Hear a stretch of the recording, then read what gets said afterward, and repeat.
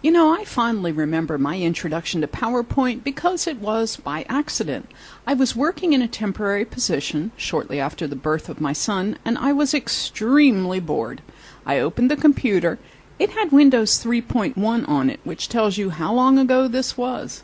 And I double-clicked something called PowerPoint.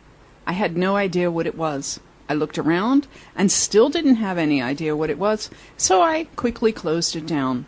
I remembered that and laughed because, as the saying goes, we've come a long way. Now I know that PowerPoint is a phenomenal tool that I use extensively in my personal and professional life. In 2007, we saw a wonderful enhancement in picture tools, and for Office, you'll see even further developments in media. In this chapter, we want to explore what else was done with our picture tools, plus the introduction of video editing tools. So if you've ever imagined yourself as a Hollywood director, now's the time to explore. We'll also talk about how we can share these presentations, because after all, creating masterpieces that sit on our own computer doesn't do anyone any good. This chapter will be a lot of fun, so come on along for the ride with PowerPoint for Office's new multimedia and sharing features. I've probably created almost 1,000 presentations in my life. Some have been for fun, like capturing special occasions or holidays. Many of them have been business related. As a technology trainer, naturally I create presentations for training classes, but I'm also a business owner, so I've done marketing and personnel presentations too. And like other aspects of our lives, presentations can become overwhelming, especially for broad topics or lengthy discussions. I've often wanted ways to better organize my slides. Sometimes I'll put them into different presentations and then link one presentation to another to help. That worked in some ways, but of course made it harder in other ways. PowerPoint for Office now comes to the rescue by supporting sections within a single presentation file. I know that this has been the answer to what I've been looking for. Let's see what you think. I have a presentation open for my Chapter 6 project file folder, and I'll scroll through it. It's a presentation to assist the company in determining if they have a need for a training initiative or a training intervention, and if so, how do they prepare something that they can present to management, for example, that will prove their case. There are several slides with a lot of text, a total of about 16 slides, and I think it's fairly well organized. It's not too big yet, but it's starting to get out of control. I can't find what I'm looking for quickly enough. So I might want to insert some sections here to help me organize it, as well as to help others who need to work on this presentation with me. So I'll press the Home key to get back to the start, and then I'll press the down arrow to come to Slide 2. This is my introductory slide about developing a quality training request and all of the information you'd need to include. If I go to Slide 3, that's where we see the point about needing a learning intervention. So I'll go back to Slide 2 and create a section, and you won't believe how simple this is. It's actually an entry or an option from the Slides group, right from the Home tab. There's a section option. I click on the drop-down, and of course, because I don't have any yet, the only option that's available is to add a section. I'll click that, and there you go. We just created a section. You might not be sure what happened. So let's go into Slide Sorter View, because even though we can create sections from the Home tab and working with our other views, I think it's much easier to work with this from Slide Sorter. So I'll move down to my views on the bottom right. Click on Slide Sorter, and this is where we can see the section. At the very top, you can see one called Default Section. This one is created the first time we insert a section anywhere in the presentation, because once you start using them, you can't have any slides that aren't contained within a section. So when I created a section, starting with Slide 2, Slide 1 had to be in a section as well. The section I created is right here, after Slide 1 and before Slide 2, and it's called Untitled Section. That's not where I wanted it though. I wanted it between Slides 2 and 3. One of the drawbacks to inserting sections in the normal view is having to remember it will be inserted before the selected slide. In this case, I didn't do it right. No problem, we can control everything right here. There are a few things I could do to fix this, including moving the slides, but for now I want to right-click on the section bar. We can see all the options for working with the section.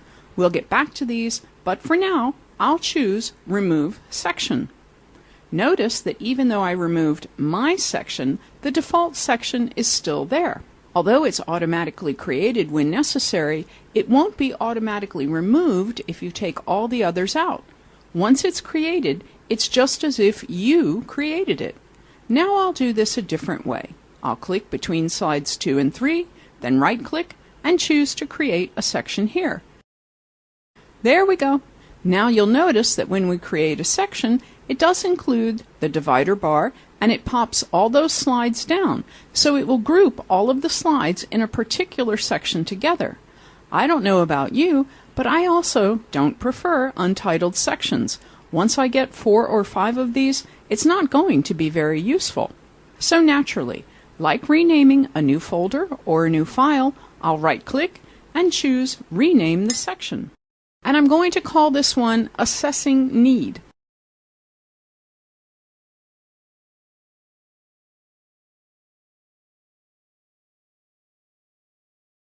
Once I enter that, I press Enter or click Rename, and now we can see that we have a title for the section. That will be a lot more useful. Let me do a few more of these very quickly. If I click down between my next set of slides where I know I want a section, which happens to be between 9 and 10, I can do the same thing. Right-click, Add Section. It comes in again as untitled, so I'll right-click, rename the section, and this one's going to be called Determining Content.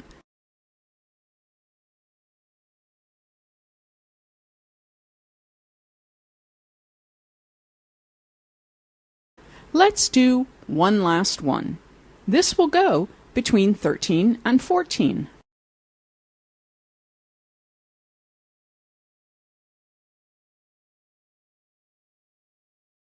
One more time, we'll do a rename.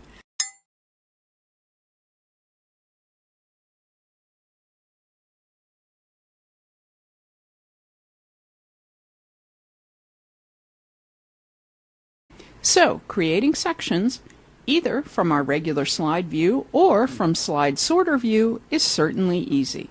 And I've right-clicked on these bars a few times, but I'll right-click again and go over some of the options. We've been through renaming and removing. Those are easy. We can also remove a section and the slides, so instead of the section header in the title itself, you could remove an entire section of slides. This would be helpful if you were working on a really long presentation. The title may be running too long, so you need to remove a whole section because of time, etc. You can also remove all of the sections if you want to put it back to what we call a flat presentation without any sections, and you can even rearrange things. When you have a section selected, you can right-click. You can move it up, and as long as it's not the last one, which is the one I clicked on, you can also move it down. That, of course, means moving all of the slides along with it, so now I can rearrange my content, whether it's one slide or 100 slides altogether, like chapters or modules or lessons. In addition, like the folder structure on our computer, these are expandable and collapsible. For example, I could choose to collapse all. There we go. And now I have the simplified overview or high-level view of my presentation. I know that I have a default section with 2 introductory slides. I might want to rename that too. I can then go to Assessing Needs, which has 7 slides, Determining Content with 4, and You Got It Solutions, which has 3. If I want to expand any one of these while leaving the others collapsed, I can. So I'll click on the little triangle to expand just this one section. Even though this is a brand new feature, it uses techniques and skills you already have from working with files and folders in Windows. And the benefits here are numerous. Organizing slides logically, moving them up and down, viewing the slides that I want to work with, as well as a high-level overview of an entire presentation no matter the length. As the saying goes, anyone can eat an elephant a bite at a time. Well, with sections, I can look at the whole elephant or I can choose to look at just a part of the elephant. I can reorganize the presentation with a few clicks instead of trying to select lots of things and drag and drop, etc. That gets to be cumbersome. This is going to make it much easier. In the next few lessons, we'll talk about some of the new transitions and effects in PowerPoint 2010. One of the other benefits of using sections is that you can apply things like transitions to entire sections instead of individual slides. Here are some of those benefits I can show you right now. What if I wanted to print the determining content section? Well, in older versions of PowerPoint, I'd have to know and/or select the slides I wanted and then print.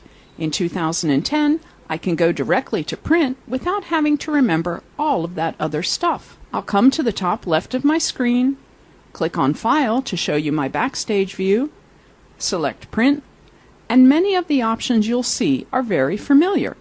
However, there is also an option to print all slides, or I can do certain slide numbers, and, of course, we can choose to print the current slide, the selection, all of those. However, I want you to look at the very bottom. This is where we can see all of our sections. If I want to print the section, regardless of how many slides it has, all I have to do is click the section. Since we just created this presentation, you may not remember how many slides were in the Deciding On content part. But guess what? With my preview here, I can show you that it's not the entire presentation. It's only the 4 slides that were included in the section we created. And using the preview in the Backstage view, I can scroll through and be sure that those are the slides that I intended. I'm sure you'll agree that the fewer things we have to remember, the easier it is. And by being able to use sections, I don't have to recall what range of slide numbers I want, especially once I start adding and removing slides. I just need to be able to select the section name from a list. As a person who usually has too much to do, I need every possible tool I can get. These tools help me organize and work efficiently. Using sections is something that I have often thought about and even tried to achieve on my own by using other methods. I've always been looking for something a little bit more, and now for Office makes it all possible. Working with large presentations and managing and even printing them is going to be a snap.